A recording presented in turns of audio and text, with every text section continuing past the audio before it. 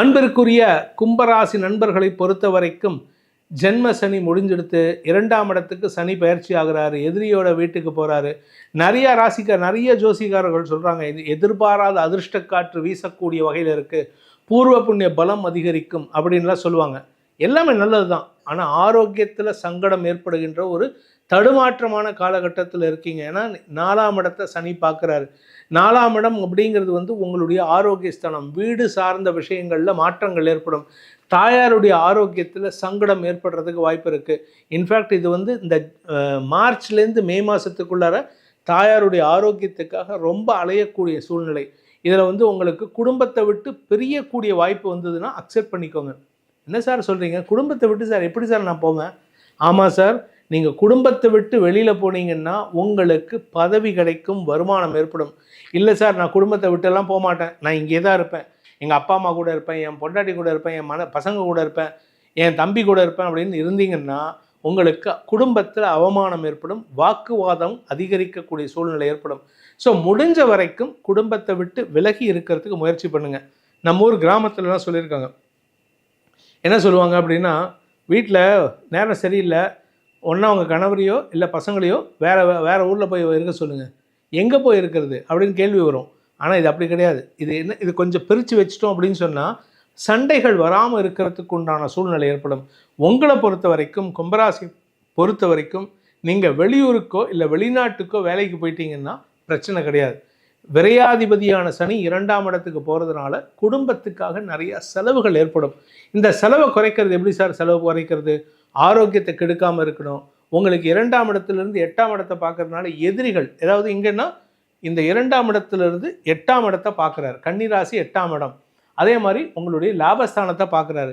இந்த லாபஸ்தானமும் உங்களுக்கு சுய கௌரவத்தை விட்டு கொடுக்க வேண்டிய சூழ்நிலை. இந்த சுய கௌரவத்தை விட்டு கொடுத்தா நான் எப்படி சார் இருப்பேன், நான் இப்படி தான் நிற்கிறேன் அப்படின்னு சொன்னால், இவங்க இந்த கும்பராசியை பொறுத்த வரைக்கும் இவங்க வாயில் விட்டு எதையும் சொல்ல மாட்டாங்க. இவங்க மனசுக்குள்ள ரகசியம் புதஞ்சு நிறையா கிடக்கும். இவங்களை எப்படி டைட்டானிக் கப்பல் கடலுக்குள்ளே மூழ்கி இருக்கோ, இவங்க மனசுக்குள்ளார எவ்வளவோ ரகசியங்கள் மூழ்கி இருக்கும். யாரை பற்றியும் பேச மாட்டாங்க. என்னைக்காவது ஒருனா அத்தி பூத்தா மாதிரி ஒரு முத்து ஊதுற மாதிரி இவங்க வாயை திறப்பாங்க. அதில் ஏதாவது ஒன்று 2 விழுந்தால் தான் உண்டு. அதையும் ஃபுல்லாக சொல்ல மாட்டாங்க. அப்பேற்பட்ட நபர்கள் இப்பொழுது மனசு விட்டு பேசுகிறதுக்கு முயற்சி பண்ணால் நல்லது. ஏன்னா மனசு விட்டு பேசுனீங்கன்னா உங்கள் மனசில் இருக்கிற ஆதங்கம் வெளியேறும் பொழுது ஹார்ட் சம்பந்தமான, இதயம் சம்பந்தமான நோய்கள் உங்களை அண்டாது. அப்படி இல்லைன்னா இதய ஆப்ரேஷன் நடக்கிறதுக்கு வாய்ப்புகள் இருக்குது. இந்த கும்பராசியை பொறுத்த வரைக்கும் சொந்தமாக தொழில் துவங்கக்கூடிய வாய்ப்பு குரு 5ஆம் இடத்தில் இருக்கிற வரைக்கும் இருக்குது. அதாவது மே மாதத்துலேருந்து அக்டோபர் மாதம் வரைக்கும் இந்த 5ஆம் இடத்துல குரு இருப்பார். 5ஆம் இடத்துல குரு இருக்காருன்னா வியாபாரம் துவங்கக்கூடிய யோகம் ஏற்படும். வியாபாரத்தின் மூலமாக லாபம் பெருகக்கூடிய வாய்ப்புகளை ஏற்படுத்தி கொள்வீர்கள். ஆனால் அதே சமயம் விரையாதிபதி 2ஆம் இடத்துக்கு போகிறதுனால கடல் கடந்த தொடர்புகள் ஏற்பட்டதுன்னா நல்லது. அது நேர்மறையாக இருக்கணும். எதிர்மறையாக இருந்ததுன்னா சிக்கலை, குடும்பத்தை பிரிக்கிறதுக்கு வாய்ப்புகள் இருக்குது. சில பேர் குடும்பம் சீரழிஞ்சு போகிறதுன்னு சொல்கிறாங்கல்ல, இந்த மாதிரி தவறான தொடர்புகளால் தான். அது இந்த 2ஆம் இடத்துக்கு சனி வரும்பொழுது தான். தப்பான வழியில் நீங்கள் சேர்த்த பணம் உங்களை விட்டு போகக்கூடிய நேரமாக இருக்கும். அதனால் கவனமாக இருந்துக்கோங்க.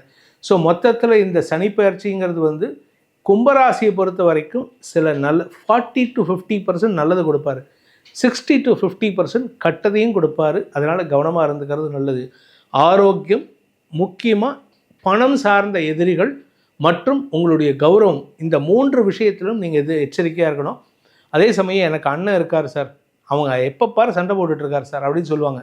அவங்கக்கிட்ட நீங்கள் விலகி இருக்கிறது நல்லது. ஏன்னா அவங்க பேசுகிறது எதுவுமே உங்களுக்கு சப்போர்ட்டிவாக இருக்காது. உங்களுக்கு அகெயின்ஸ்டாக பேசுகிறதுக்கு, உங்களுக்கு எதிராக பேசுகிறதே அவருக்கு தொழிலாக வச்சுட்ருக்காரு. அவர்கிட்ட போயிட்டு நீங்கள் நியாயத்தை பேசுனீங்கன்னா முடியாது, எடுபடாது. அதனால் நீங்கள் உங்களுடைய மூத்த சகோதர ஸ்தானம் 11ஆம் இடத்திற்கு சனி பார்வை இருக்கிறதுனால குடும்பத்தில் மூத்தவர்களிடம் விலகி இருப்பது நல்லது. அண்ணனாகட்டும், அக்காவாகட்டும், அக்கா வீட்டுக்காரனாகட்டும், அண்ணனோட மனைவி ஆகட்டும், அண்ணி ஆகட்டும், இல்லை உங்கள் தாத்தா பாட்டி யார் வயசானவங்களாக இருந்தாலும் சரி, அவங்கக்கிட்டேருந்து 1 அடி 10 அடி தள்ளி இருக்கிறது நல்லது. இப்படி இருந்துட்டிங்கன்னா இந்த சனிப்பெயர்ச்சி உங்களுக்கு கஷ்டத்தை ஏற்படுத்தாது. ஒரு விஷயத்தில் நீங்கள் கவனமாக இருந்துட்டிங்கன்னா பல நன்மைகள் ஏற்படும். அது என்னென்னு சொல்லக்கூடிய வார்த்தை. நீங்கள் எந்த வார்த்தையும் கவனமாக, இதை சொல்கிறதுக்கு முன்னாடி இதை சொன்னால் அவங்களுக்கு வலிக்குமா, வலிக்காதா, இல்லை அவங்கள காயப்படுத்துமாங்கிறத யோசிச்சிட்டிங்கன்னா பிரச்சனை இல்லை.